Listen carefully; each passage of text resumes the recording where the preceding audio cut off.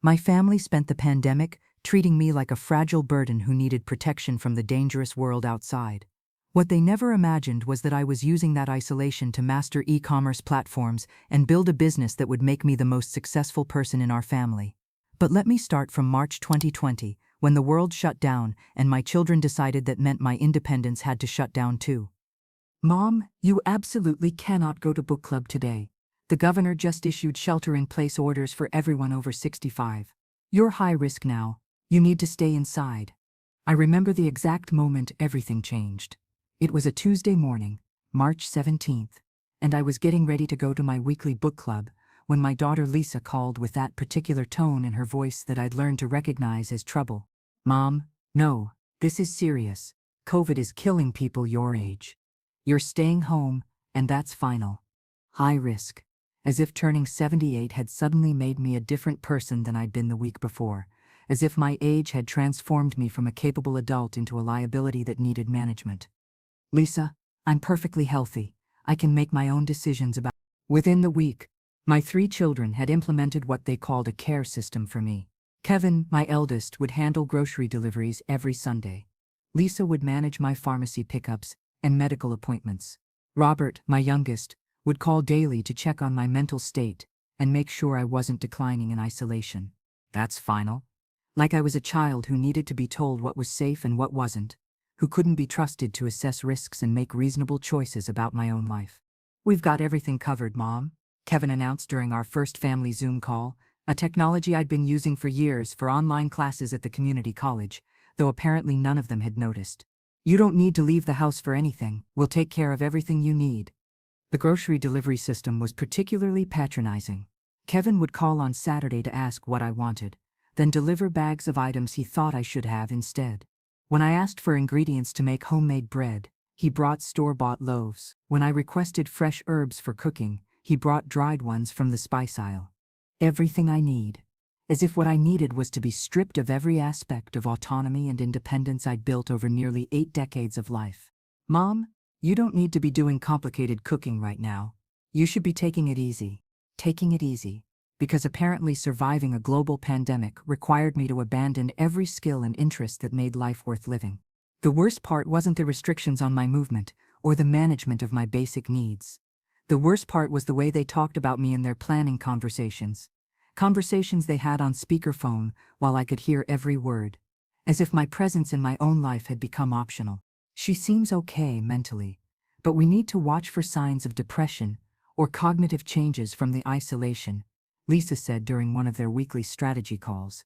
Not equipped to handle emergencies, the woman who had raised 3 children as a single mother after their father died, who had run a household budget through recessions and boom times, who had navigated decades of life's complications with grace and intelligence, that woman was suddenly not equipped to handle her own life. I think we should consider having her move in with one of us after this is over, Robert added. She's clearly not equipped to handle emergencies on her own. But here's what they didn't know.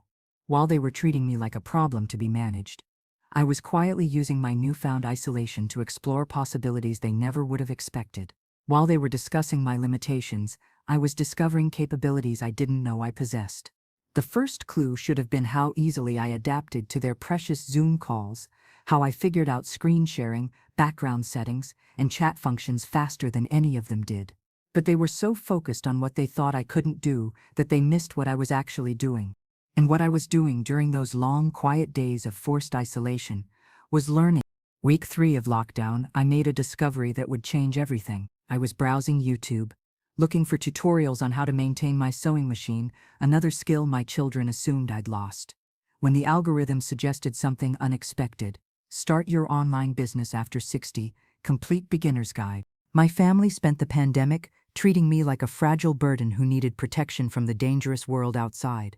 What they never imagined was that I was using that isolation to master e-commerce platforms and build a business that would make me the most successful person in our family.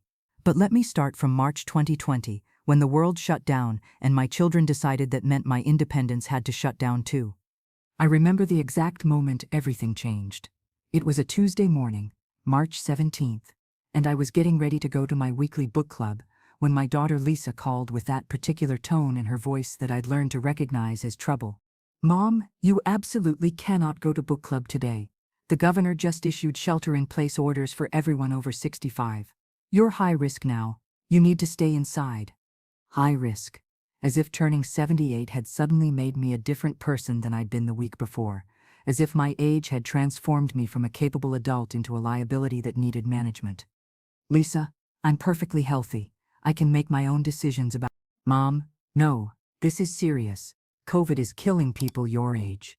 You're staying home, and that's final. That's final? Like I was a child who needed to be told what was safe and what wasn't, who couldn't be trusted to assess risks and make reasonable choices about my own life. Within the week, my 3 children had implemented what they called a care system for me. Kevin, my eldest, would handle grocery deliveries every Sunday. Lisa would manage my pharmacy pickups and medical appointments. Robert, my youngest, would call daily to check on my mental state and make sure I wasn't declining in isolation. We've got everything covered, Mom, Kevin announced during our first family Zoom call, a technology I'd been using for years for online classes at the community college, though apparently none of them had noticed. You don't need to leave the house for anything. We'll take care of everything you need. Everything I need. As if what I needed was to be stripped of every aspect of autonomy and independence I'd built over nearly 8 decades of life. The grocery delivery system was particularly patronizing. Kevin would call on Saturday to ask what I wanted, then deliver bags of items he thought I should have instead. When I asked for ingredients to make homemade bread, he brought store-bought loaves. When I requested fresh herbs for cooking, he brought dried ones from the spice aisle. Mom, you don't need to be doing complicated cooking right now. You should be taking it easy. Taking it easy. Because apparently surviving a global pandemic required me to abandon every skill and interest that made life worth living. The worst part wasn't the restrictions on my movement or the management of my basic needs. The worst part was the way they talked about me in their planning conversations.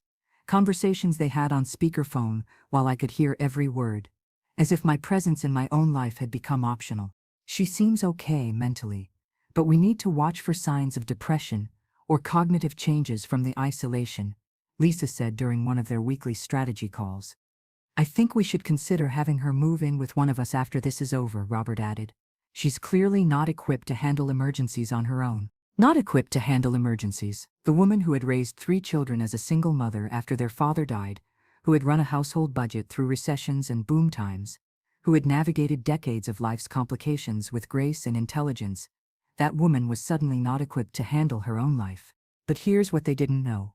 While they were treating me like a problem to be managed, I was quietly using my newfound isolation to explore possibilities they never would have expected.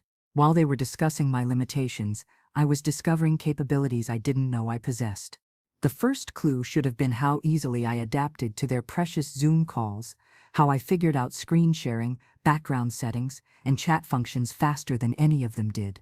But they were so focused on what they thought I couldn't do that they missed what I was actually doing. And what I was doing during those long, quiet days of forced isolation was learning.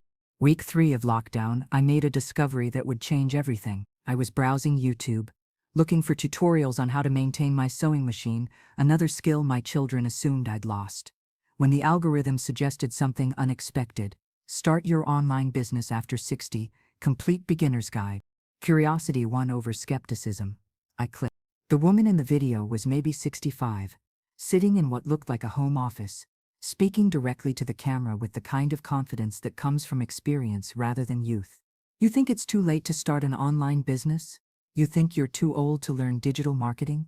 Let me tell you why you're wrong. For the next 47 minutes, I watched her explain how people our age actually had advantages in online business: patience, attention to detail, lifetime customer service experience, and most importantly, time. Real time, not the scattered attention of younger entrepreneurs juggling children and career pressures. You know what you don't have, she said, looking directly into the camera. You don't have anyone telling you that you can't take risks.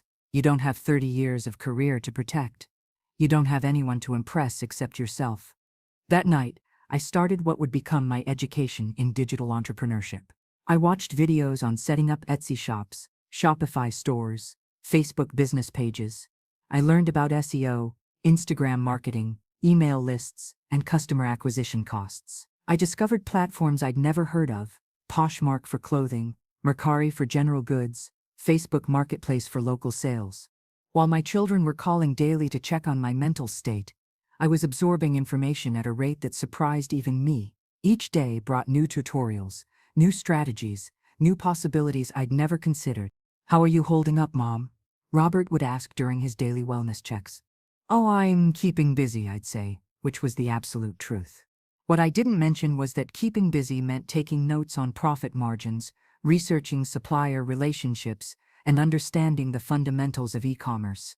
The breakthrough came in week 5, when I discovered that my decades of crafting, the quilting, embroidery, and needlework that my children saw as quaint hobbies, was actually a marketable skill set. Handmade items were in high demand on platforms like Etsy, especially during lockdown when people were craving authentic, personal touches in their increasingly digital lives.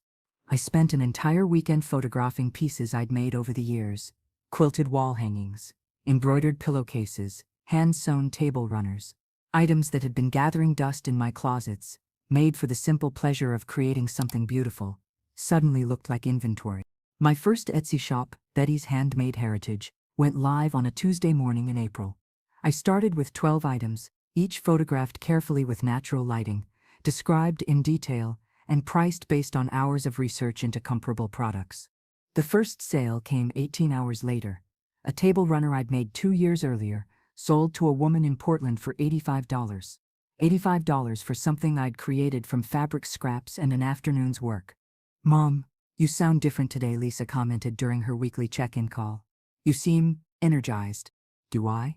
I asked, looking at my computer screen where my Etsy dashboard showed 3 more sales pending. "I suppose I am feeling pretty good." "That's wonderful. Isolation can be really hard on mental health, so it's great that you're staying positive." Staying positive. If only she knew that my positivity was fueled by learning conversion rates, understanding customer demographics, and discovering that I had a natural talent for product photography. By the end of my second month online, I had sold 47 items and earned over $2,800 over it. More importantly, I had learned to navigate digital payment systems, international shipping, customer service protocols, and basic web analytics. I was becoming fluent in a language my children assumed I could never speak. But this was only the beginning, because while selling my existing crafts had been satisfying, it was limiting. I could only sell what I'd already made, and my inventory, while extensive, was finite. That's when I made the decision that would transform everything. Instead of just selling my own work, I would start creating new products specifically for online markets.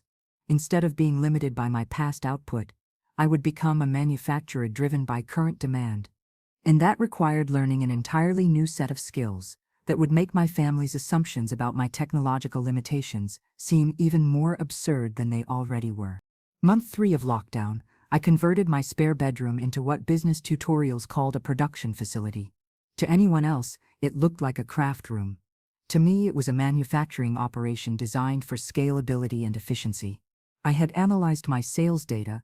Yes, I'd learned to read analytics, and identified the products with the highest profit margins and fastest turnover. Hand-embroidered dish towels were selling consistently at $25 each, with production costs under $5. Custom baby quilts commanded $150–200, and required skills most people couldn't replicate. Seasonal decorative items had predictable demand spikes that I could plan production around. But here's what separated me from a hobbyist. I approached this like the business it was becoming. I sourced materials in bulk, negotiating prices with wholesale suppliers. I found through industry forums.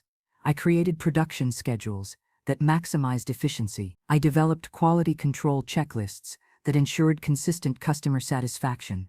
Most importantly, I started teaching myself digital marketing, with the focus and determination of someone who understood that success required more than just good products. "Mom, you've been sounding so busy lately," Kevin mentioned during one of his grocery delivery visits. "What are you doing with all your time?"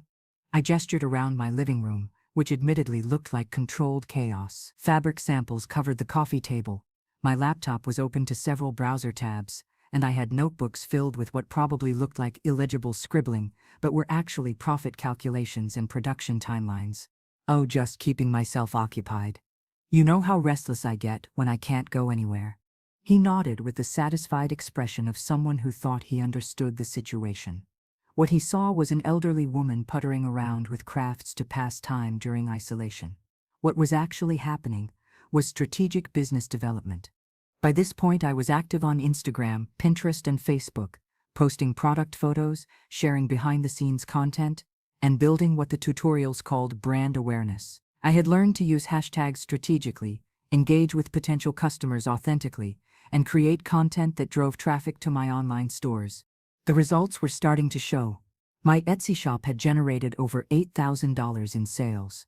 I had opened a second shop on a platform called Bonanza, and I was exploring wholesale opportunities with boutique retailers who had discovered my work through social media. But the real breakthrough came when I discovered print-on-demand services. These platforms allowed me to upload my embroidery and quilting designs, which they would then print on various products: mugs, t-shirts, throw pillows, tote bags, and ship directly to customers. I earned royalties on each sale without having to invest in inventory or handle shipping. This changed everything.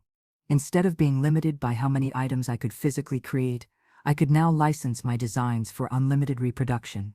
Instead of selling individual pieces, I was building a portfolio of intellectual property that generated passive income. "You seem to be adapting to lockdown really well, Mom," Robert observed during one of his mental health check-ins. "A lot of seniors are struggling with depression and anxiety from the isolation." "I'm doing fine, dear. Actually, I'm probably more productive now than I've been in years." Productive? If only he knew that my productivity had generated more income in 3 months than I typically earned in an entire year of Social Security payments. But I wasn't ready to reveal the scope of what I'd built.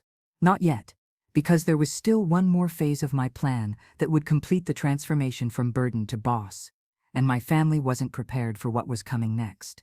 The signs of my success were becoming harder to hide.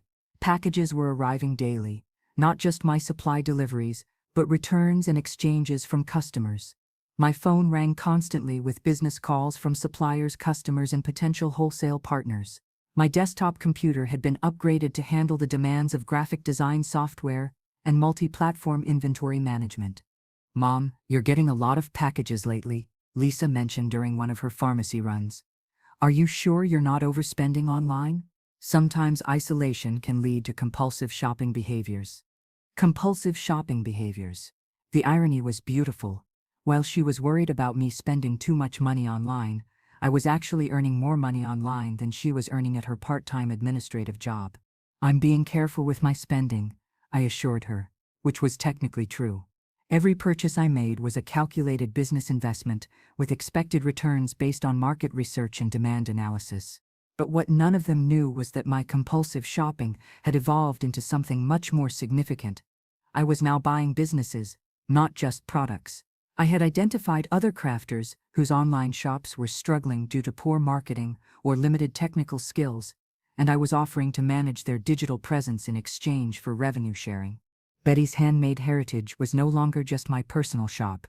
It was becoming a platform that represented multiple artisans, with me handling the marketing, customer service, and business strategy, while they focused on creation.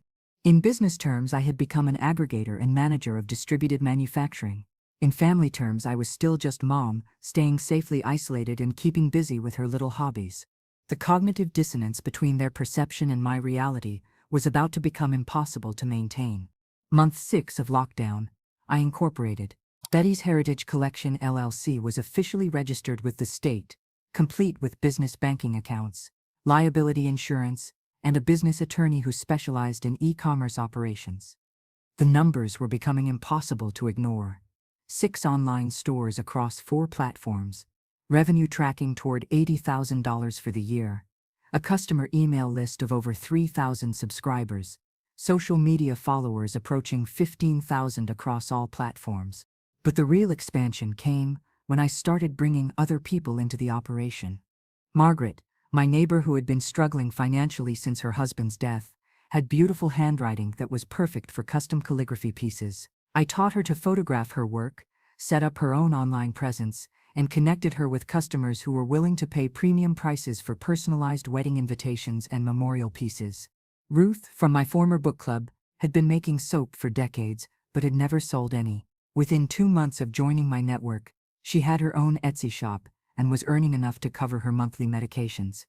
Dorothy, who lived in the senior community across town, had been quilting for 50 years, but thought her skills were outdated. Her traditional patterns were exactly what younger customers wanted for nurseries and vintage-themed homes. I wasn't just running my own business anymore. I was operating what business schools would call an entrepreneurial ecosystem, a network of skilled artisans with complementary offerings, shared marketing resources, and collaborative customer development. We held virtual meetings every Tuesday morning, sharing sales strategies, discussing market trends, and coordinating promotional campaigns. I had become what the business videos called a strategic partnerships manager, and these women were generating more income than they'd seen since retirement. "Mom, you seem to be on the computer a lot these days," Kevin observed during one of his visits. "Are you sure all that screen time is good for your eyes?" Screen time. As if I were a child whose technology use needed monitoring, rather than an adult running multiple business operations. "I'm just staying connected with friends," I said, which was technically true. My Tuesday morning business meetings with Margaret, Ruth, and Dorothy were among the most engaging conversations I'd had in years. What I didn't mention was that staying connected now included Zoom calls with wholesale buyers, virtual trade show presentations, and online consultations with other entrepreneurs who wanted to replicate my model in their regions. The breakthrough that would change everything came when I received an email from a blogger who wrote about senior success stories. She had discovered our network through social media and wanted to write an article about older adults who were thriving during lockdown. The interview was scheduled for a Thursday morning, right after my family's weekly Zoom check-in. I would be talking to a journalist about building a business empire while my children were discussing whether I needed more frequent wellness calls. "How are you keeping yourself occupied, Mom?" Lisa asked during our call, the same question she'd been asking for 6 months. "Oh, the usual. Staying busy, keeping in touch with friends." "That's good. Isolation can be really hard, but you seem to be handling it well." Handling it well. 2 hours later, I would be giving an interview about generating 6-figure revenue streams through digital entrepreneurship. But the real moment of truth was coming, because the article, when it was published, would include my full name, my business information, and details about the network I'd built. There would be no hiding the scope of what I'd accomplished while they were treating me like a burden who needed protection. The question wasn't whether they would discover the truth about what I'd been doing during lockdown. The question was whether they would recognize the woman who had built something extraordinary while they were debating her limitations. And there was one more surprise coming that would complete their education about exactly who their high-risk burden had become during the pandemic. The article went live on a Wednesday morning, with the headline "Senior Entrepreneurs Prove It's Never Too Late to Start Over, How Lockdown Launched a $100K Business Network." Below it was a photo of me in my production room, surrounded by the organized chaos of a functioning business operation, with a caption that read, "Betty, 78, built a 6-figure artisan collective while sheltering in place." My phone started ringing at 6:47 a.m. "Mom?" Kevin's voice was confused, almost disbelieving. "Mom, there's an article online with your picture. It says you're running some kind of business?" "Yes, dear. Betty's Heritage Collection. We've been doing quite well." "We? Mom, what are you talking about? What business?" That's when I realized they had managed to spend 6 months checking on my welfare without ever actually asking what I was doing with my time. They had been so focused on managing my limitations that they had missed my achievements entirely. "Kevin, why don't you call your sister and brother? I think it's time for a family meeting."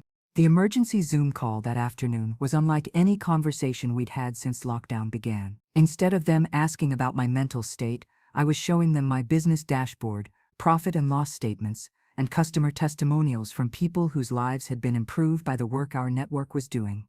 "Mom," Lisa said slowly, staring at the revenue numbers on her screen, "you've made how much money this year?" "The collective has generated $127,000 in total sales through October. My personal share of that is approximately $67,000, though we're on track to exceed $80,000 by year-end." Silence.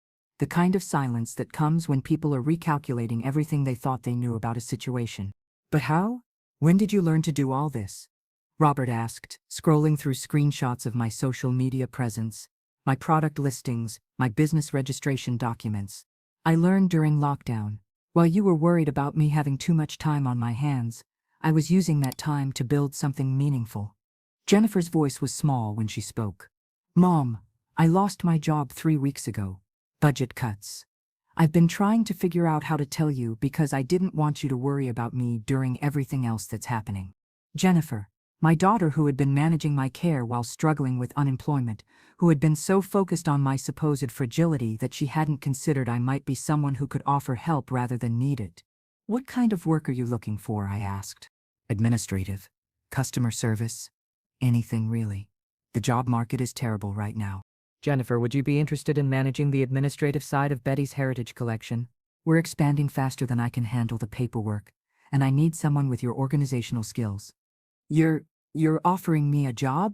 "I'm offering you a position with our company, full-time with benefits, at a salary that would match what you were making before." Kevin found his voice next. "Mom, I've been on reduced hours since April. The marketing firm cut everyone's schedules. I've been struggling financially but didn't want to ask for help." "Kevin, have you looked at our social media presence? Our marketing strategy?" No, I haven't." I shared my screen, showing him our Instagram account with its 12,000 followers, our Facebook page with its high engagement rates, our Pinterest boards that were driving consistent traffic to our stores. "This is all you?" he asked. "This is 6 months of learning digital marketing from the ground up. Kevin, I could use someone with your professional marketing experience to take our promotional strategy to the next level." "Are you offering me a job too?" "I'm offering you the opportunity to join a business that's growing faster than we can manage with our current resources." Robert cleared his throat. "Mom, I don't suppose you need any technology help? Because my hours got cut too, and I've been doing freelance web development to make ends meet."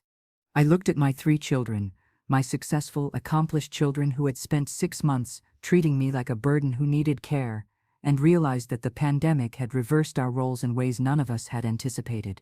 "Robert, our current website is functional but basic. We need a complete redesign with better inventory management, automated customer service features, and integration across multiple sales platforms. It's a significant project." "You're offering me work too?" "I'm offering all 3 of you the chance to join something we're building together. Not because you need rescuing, and not because I need managing. Because we have complementary skills and shared goals." The silence that followed was different from the confused silence earlier. This was the pause that comes when people are adjusting their understanding of relationships, power dynamics, and family roles that had seemed fixed but had actually been shifting all along. Lisa was the first to speak. "Mom, I owe you an apology." "For what?" "For assuming that because you needed protection from COVID, you needed protection from everything. For thinking that because you were high risk medically, you were high risk in every other way. Lisa, you were trying to keep me safe. I understand that. But we weren't just trying to keep you safe. We were trying to keep you small. We were so afraid of you taking risks that we didn't leave room for you to take opportunities." Kevin nodded. "Mom, when did you become more technologically sophisticated than any of us?" "When I had the time and motivation to learn, and when I stopped accepting other people's assumptions about what I was capable of learning." But there was still one more surprise that would complete their understanding of how thoroughly their burden had become their potential employer. 3 months later, Betty's Heritage Collection had grown into what business magazines would eventually call a distributed manufacturing collective that challenges traditional assumptions about age, technology, and entrepreneurship. We had 17 artisan partners across 3 states, annual revenue projections approaching $300,000, and a waiting list of retailers who wanted to carry our products. But the real transformation wasn't in the numbers.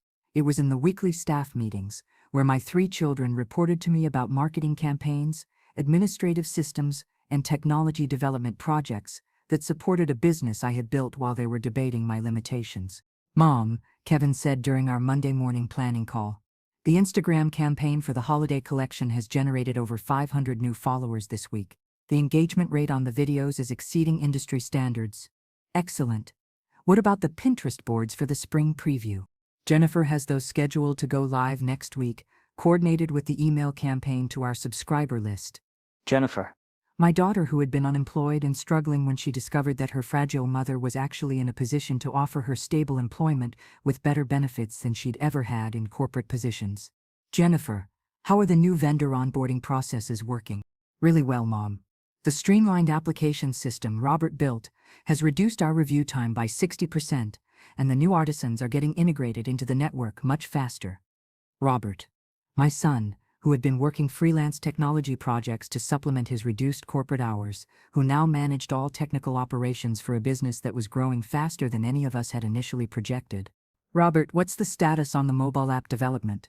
We're in beta testing now. The preliminary feedback from our focus group is very positive. They love being able to track custom orders in real time. The mobile app that would allow customers to track their custom orders, connect directly with artisans, and share photos of finished products in their homes. The mobile app that my supposedly technologically challenged mother had conceived and commissioned because she understood customer experience optimization better than people half her age. Any other business? I asked. Actually, Kevin said, I've been thinking about the franchise model we discussed. With the systems we've developed and the success rate we're seeing with new artisans, I think we're ready to start licensing the Betty's Heritage Collection model to other regions. Franchising. My marketing director's son, who had initially been worried about my ability to handle online grocery orders, was now proposing to scale our business model nationally. What would that look like? We provide the training, marketing support, and technology infrastructure. Local coordinators recruit artisans in their areas and manage regional operations. We take a percentage of sales and licensing fees. How many regions are you thinking we could realistically support? With the right systems, there's no reason we couldn't have Betty's Heritage Collection operations in every major metropolitan area within 2 years. I looked at my 3 children through the computer screen. My employees, my business partners, my collaborators in building something none of us had imagined possible when lockdown began. Kevin, I'd like you to put together a complete franchise development proposal. Jennifer, we'll need financial models and legal compliance research. Robert, start designing the technology infrastructure that would support multiple regional operations. Yes, Mom, they said, almost in unison. Yes, Mom, not because I was their mother who needed their care, but because I was their employer who deserved their respect. The irony was perfect. They had spent the early months of the pandemic treating me like a burden who needed protection from the dangerous world outside. What they discovered was that I had used my isolation to build something that protected all of us from economic uncertainty, career stagnation, and the limitations other people had placed on our potential. 6 months after they had worried about my mental decline during isolation, I was featured on the cover of Entrepreneur magazine as one of 10 senior CEOs who are redefining retirement. The article began, "While most people her age were sheltering in place, Betty built an empire." But the real victory wasn't the magazine cover or the business success or even the role reversal that had transformed me from dependent to employer. The real victory was the moment when my children stopped seeing my age as a limitation and started seeing my experience as an asset. "Mom," Lisa said during our most recent family dinner, the first time we'd all been together in person since lockdown ended, "I have to ask you something." "What's that, dear?" "When we were treating you like you needed taking care of, did you know you were going to build all this?"